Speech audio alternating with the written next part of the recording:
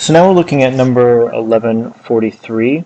For 1143, they actually say you can use the applet. There's an applet on the book's website that I highly suggest to do this. It makes it much quicker and easier. It's called the p-value of a significance test.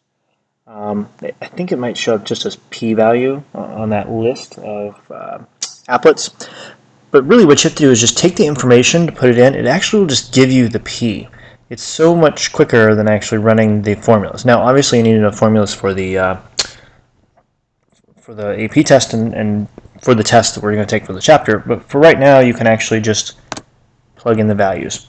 So what I'm going to do is I'm going to put 518 here for the null hypothesis. And then the alternative hypothesis they want us to check is that mu is greater than 518. If you just click in the region, it's automatically going to update for that. And then this is number 1143. So we're reading, and we have 100 students. And the standard deviation is 114. Okay, so when I update it, notice it updates my values here, and it still gives me that normal curve, but it now has my my true mean here, and we're assuming that the null hypothesis is true, and you have that true mean. So now for part A, what they're going to find out, for A and B, they're going to give you two results and ask you if it's significant at the 5% level.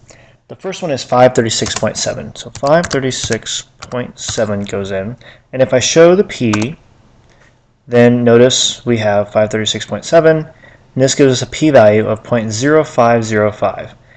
That is bigger than 0.05, so no, is not significant at the 5% level for part A. For part B, they ask you to do 536.8. So I put that in, show the P.